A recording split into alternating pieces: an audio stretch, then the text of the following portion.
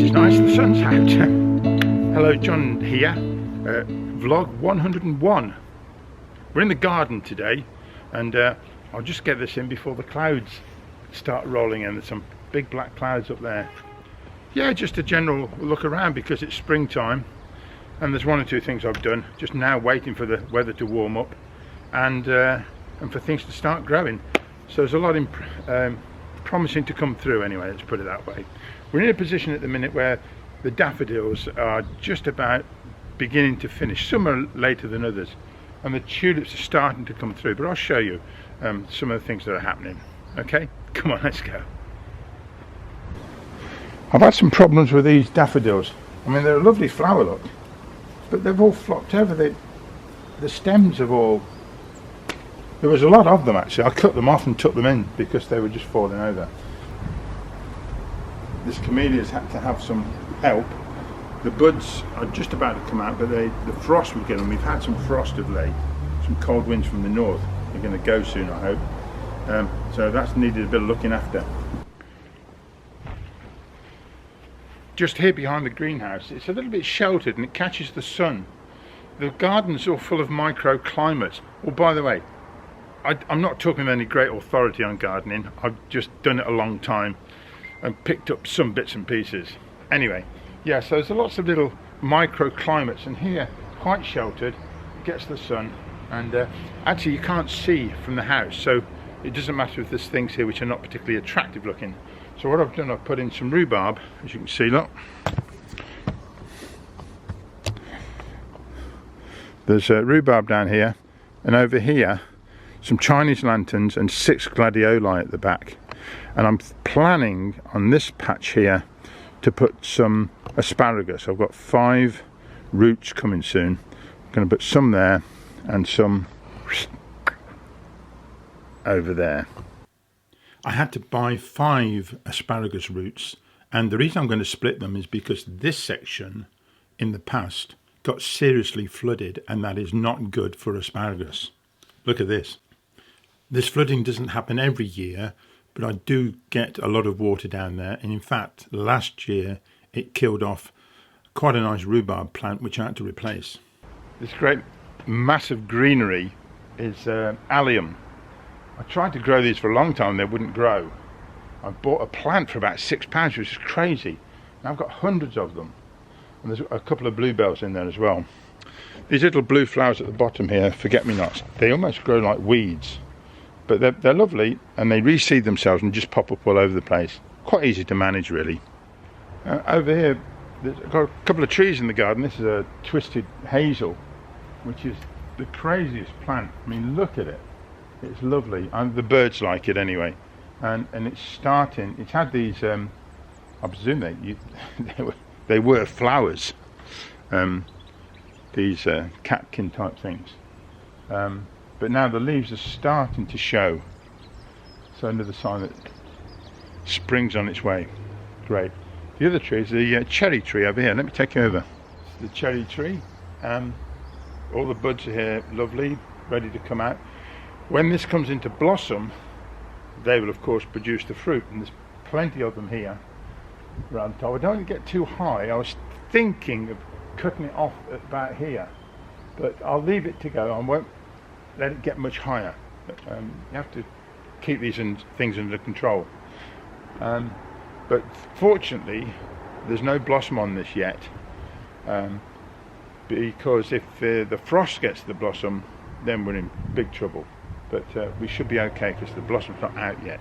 It's a late blossom tree, because everything depends on the blossom. The apple tree here, for instance, will be in blossom. There's another apple tree there, and 1 or 2 bushes here. But look at this next door, forsythia and magnolia tree over there. Really nice.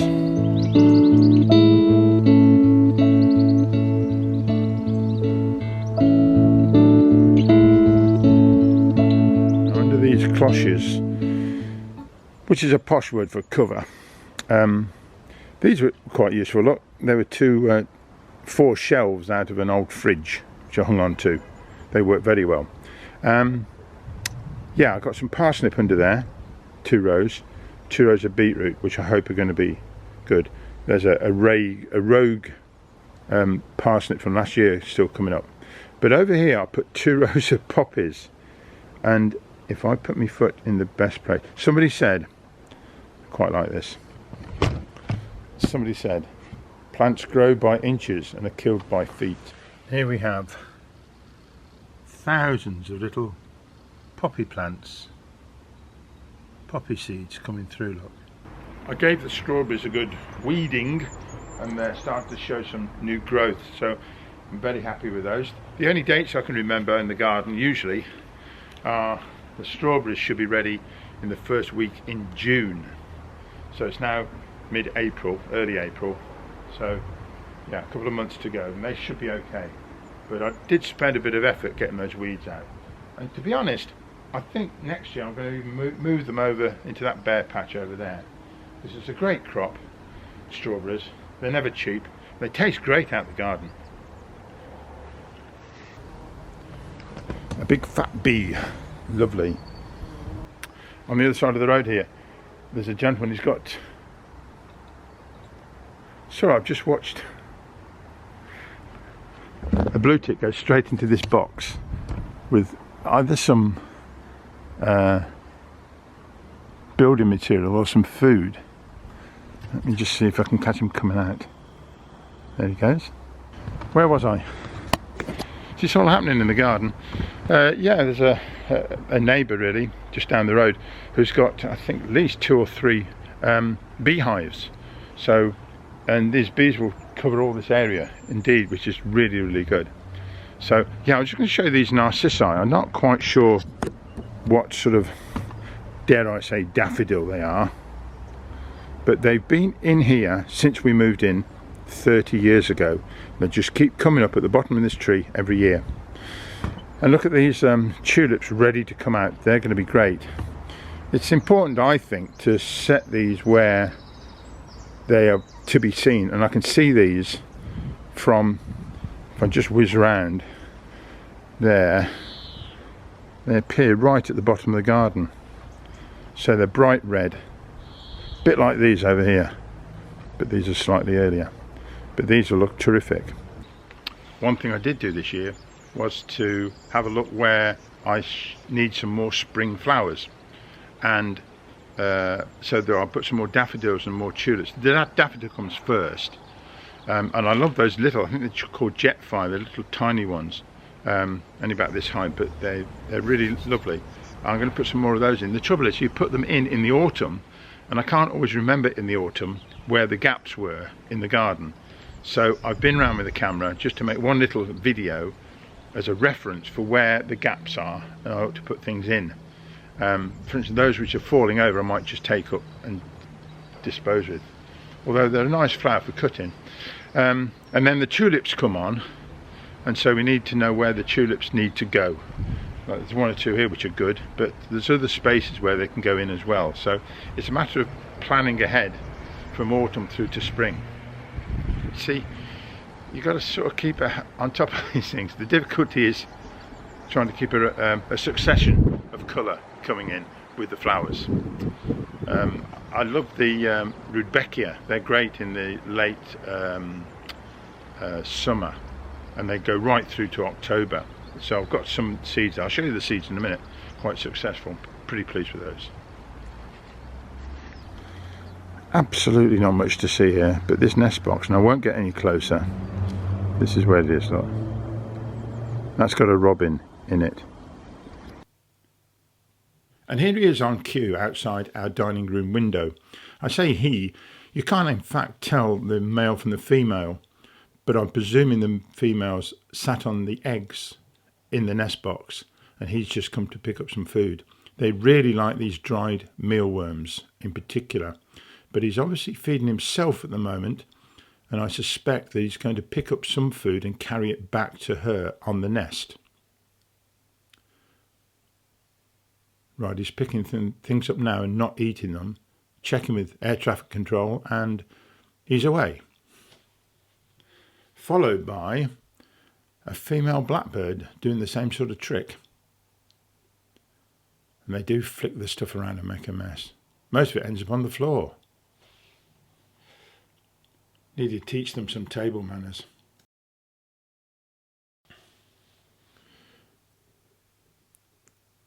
Wow, now we have the return of the robin. You can tell from the markings it's the same individual. Look at the way he fluffs up his feathers. Wow, he sort of expands his body size. Marvellous. Would you like a look in the greenhouse? This way.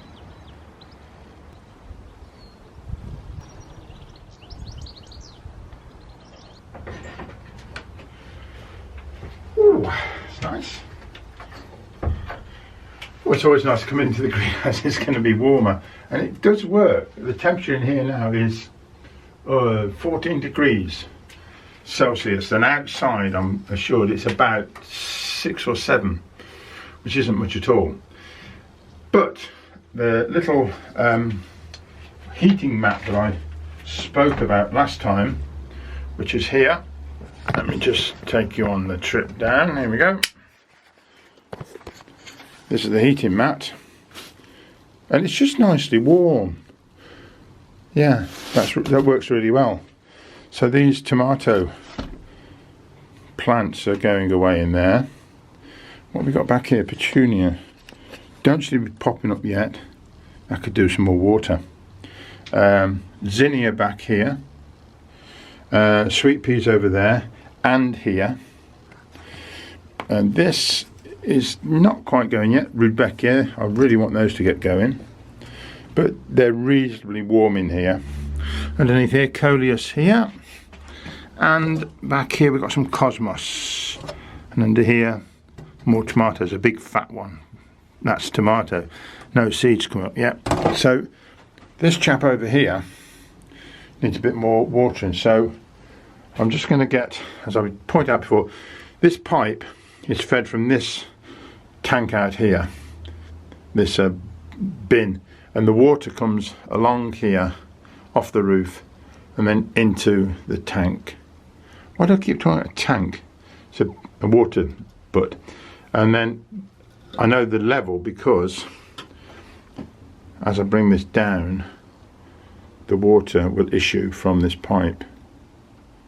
That's where the water is. So it's about half full, which might just be able to give me some to put on here. But I can't reach, the pipe's not long enough.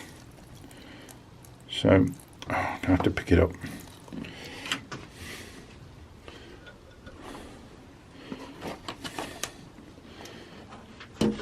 Let me pop it just here for a moment. But come on, water.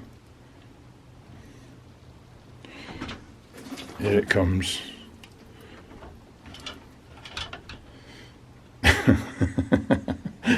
The level of these plants is just a bit too low, too high, I mean, for the water to flow.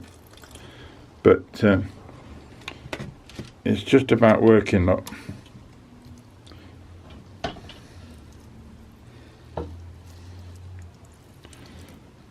Ah, dear.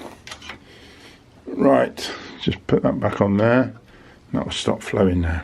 Right, let's have a look at these cucumber plants, and they are looking like plants and are seedlings. They've all done really well. Can't remember what size cucumbers they are. I've got the packets up here. This is the one. Cucumber Socrates F1, it says. Come on, focus, thank you.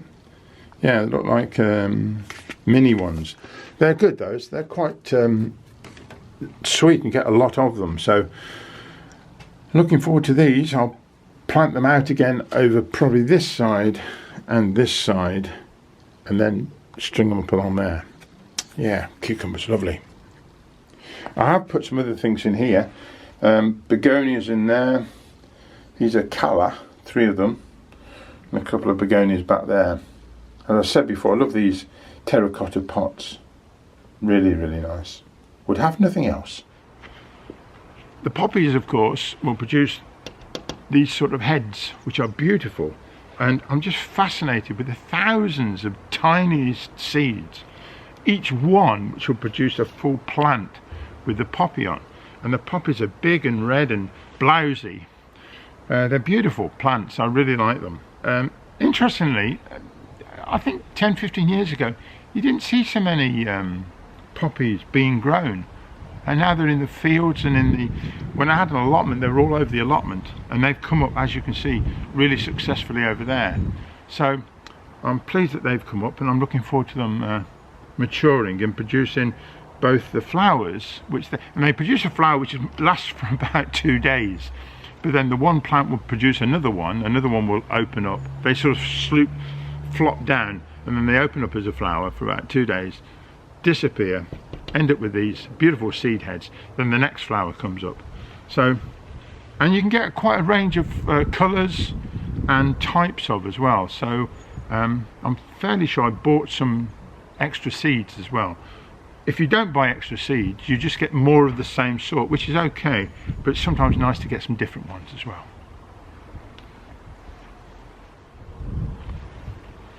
A couple of things to show you just before we finish. One is this clematis, which is an early flowering one. Yeah, it's just a great blaze of colour. I'm really love it. Oh, it's not colour but white, I know, but it's lovely. But a huge range of these flowers. The one other thing I've got which is nice is the jasmine, which is in Jasmine Corner. Now, as you can see, I've got 2 jasmines here. There's one over here and another one here. And again, because they're at right angles, they get a slightly different microclimate going on. And one is, that one went in first and that went in second. That one's doing really well actually. And I'm slightly puzzled, and if anybody can tell me this, why this one has got red leaves. Yeah, you can see a lot of this has gone red. It doesn't seem to have damaged it in any way. But what I really want, of course, are the flowers, and they will come on later on, and then the scent from them should be quite magnificent. But they're nice as a bush anyway. But why these have gone red, I don't know. I hope they're okay. I think they are. Well, that's it for now. Thanks for watching, and we'll meet again in the next video. Don't know what it'll be about. You have to wait and see, won't you? Okay, see you then. Bye bye.